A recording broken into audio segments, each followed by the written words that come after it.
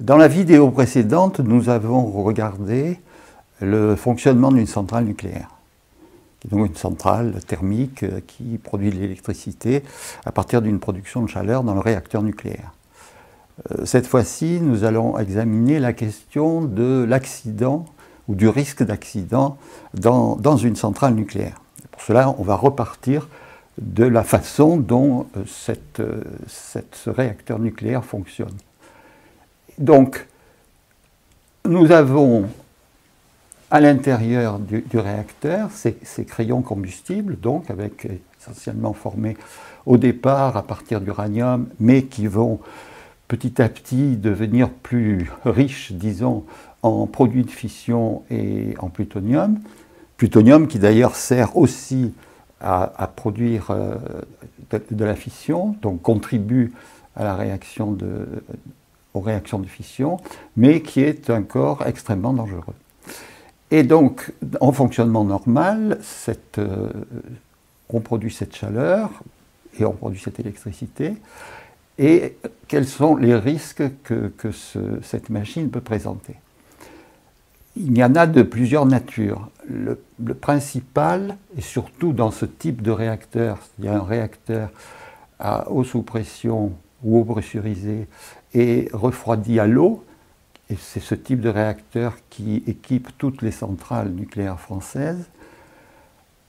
On voit bien qu'il est extrêmement important que le refroidissement du réacteur soit assuré en permanence. Non seulement en cours de fonctionnement, c'est-à-dire quand il y a fission et réaction en chaîne, mais aussi lorsque l'on arrête le réacteur, par exemple en introduisant de l'eau contenant de l'acide borique qui réduit le nombre des neutrons, qui absorbe les neutrons, ou bien en faisant jouer les barres de contrôle. Réaction en chaîne et fission s'arrêtent, mais comme il y a une radioactivité très forte qui reste dans ces combustibles, il y a une production de chaleur et une puissance résiduelle qui sont suffisamment importantes pour qu'il soit nécessaire de refroidir pendant des jours, pendant plusieurs jours, voire des semaines, de façon à s'assurer qu'il n'y ait pas une augmentation de température. Alors, c'est donc l'accident grave dans un réacteur nucléaire va se produire lorsque, justement, il y a une panne de refroidissement. Pour des réacteurs de ce type-là, c'est ce qui s'est produit effectivement à la centrale de Three Mile Island aux États-Unis, qui est exactement de ce type, qui s'est produit en 1979. Et puis, c'est aussi un accident de perte de refroidissement qui s'est produit à Fukushima le 11 mars 2011. Alors, comment cela peut se produire? Eh bien, il se passe un événement qui produit ou qui entraîne que l'on arrête le réacteur. Donc ça, c'est possible. Bien sûr, il faut que les barres de contrôle fonctionnent, mais supposons que cette opération soit possible. À ce moment-là, s'il y a perte de refroidissement, soit parce qu'il y a des problèmes avec la circulation de l'eau, ce qui pourrait être une rupture de la cuve, qui est le cas extrême, une rupture dans le circuit primaire, ou même une rupture au niveau des générateurs de vapeur, ou bien une panne d'électricité généralisée qui fait que non seulement les pompes qui font marcher à la fois le circuit primaire et le circuit secondaire ne fonctionnent plus, et même des systèmes qu'on appelle les systèmes de refroidissement de secours, qui sont éventuellement alimentés soit par le réseau, soit par des moteurs diesel, ne puissent pas fonctionner. Auquel cas, il y a une augmentation très rapide de température à l'intérieur du réacteur, donc dans le cœur. L'eau se vaporise et donc le combustible s'échauffe, les gaines se détruisent, les gaines de zircaloy qui protègent le combustible. Et donc, on peut avoir à ce moment-là une réaction entre les gaines détruites et de la vapeur d'eau et la possibilité d'une explosion d'hydrogène. C'est une formation d'hydrogène qui s'échappe dans l'enceinte de confinement, l'enceinte en béton qui protège toute la zone du circuit primaire. Et à ce moment-là, s'il y a une explosion d'hydrogène, ce qui s'est d'ailleurs produit à l'accident de Fukushima, il y a destruction possible de l'enceinte de confinement et donc une projection de quantité de matière radioactive à l'extérieur, et on arrive à une situation de catastrophe nucléaire comme celle de Fukushima, et comme cela s'est passé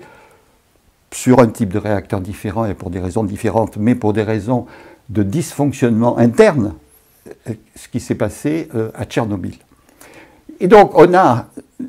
cette problématique de destruction donc, des gaines,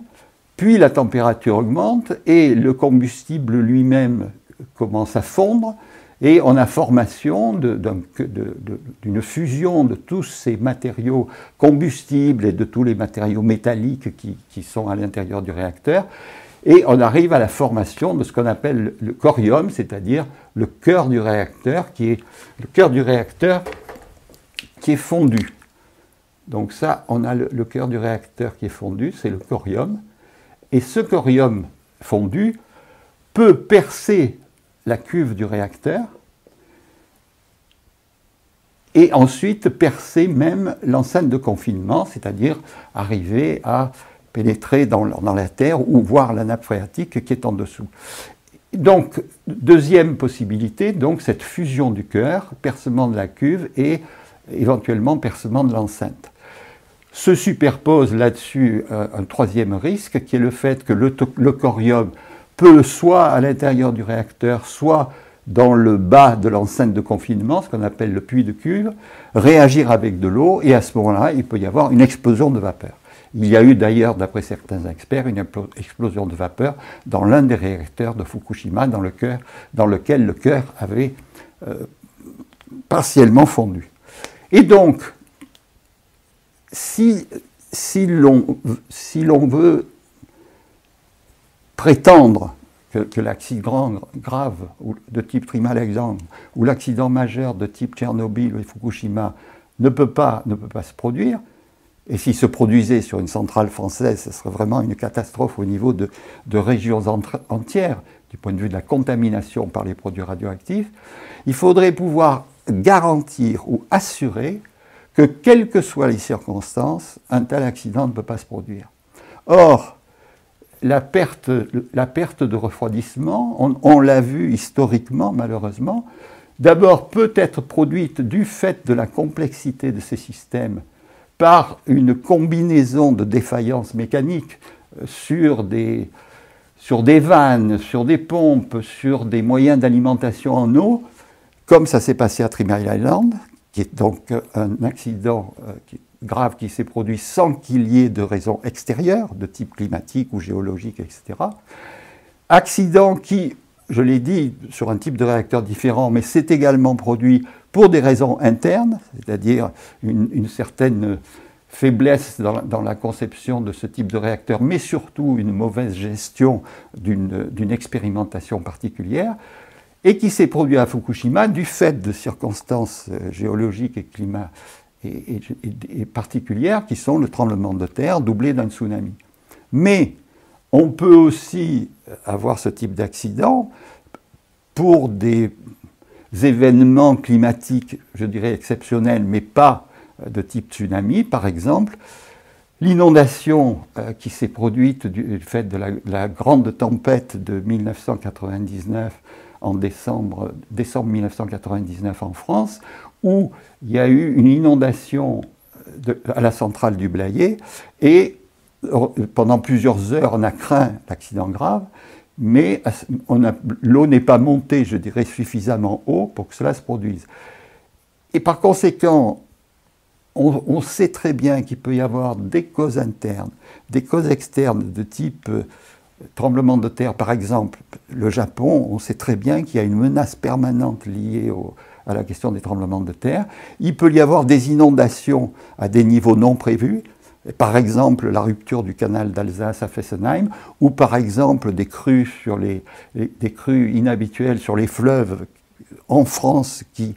ont pratiquement tous des centrales nucléaires à leur bord, ou des vagues et des tempêtes tout à fait inhabituelles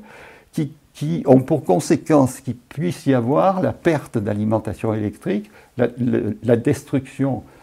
du réseau qui, elle, est un phénomène tout à fait connu. Il y a souvent des réseaux qui sont interrompus, par exemple, par des grandes tempêtes ou des pannes relativement normales. Donc des événements extérieurs de type tremblement de terre ou de type inondation, mais aussi des agressions qui peuvent être des agressions de caractère terroriste,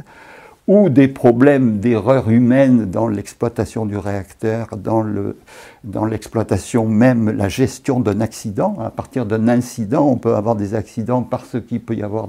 des erreurs dans l'exploitation. Et troisièmement, la question des conflits armés, puisque depuis qu'il y a des centrales nucléaires, disons depuis les années 50, il n'y a pas eu de guerre très importante entre pays possédant des centrales nucléaires. Mais ce n'est pas du tout quelque chose qui est à négliger. Et donc, d'une certaine façon, on pourrait dire la sûreté nucléaire suppose à la fois la perfection technique, c'est-à-dire que toutes ces multitudes de vannes, de pompes, de circuits électriques, de contrôle-commande, de systèmes de sécurité, de systèmes de contrôle, de vérification, etc., fonctionnent, je dirais, pratiquement parfaitement. Deuxièmement, qu'il n'y a pas d'événements géologiques ou de tremblements de terre exceptionnels, c'est-à-dire supérieurs aux normes qui ont été prises pour la conception de ces réacteurs. Et troisièmement, qu'il y ait pratiquement la paix sociale et la paix internationale assurée, y compris par rapport aux questions de terrorisme. On ne peut donc pas affirmer cette perfection, et quand on juxtapose le fait que d'une part, les réacteurs actuellement existants en France n'ont pas pris l'accident grave en compte dans leur conception, et que deuxièmement, les autorités de sûreté reconnaissent aujourd'hui que l'accident grave nucléaire est possible en France, à ce moment-là, c'est un choix de société, c'est un choix de citoyen pour savoir si on accepte la possibilité qu'il y ait un accident de type Fukushima sur une centrale française, ce qui voudrait dire une situation catastrophique, ruineuse non seulement sur le plan de l'environnement et de la santé, mais y compris sur le plan économique, pour des régions entières.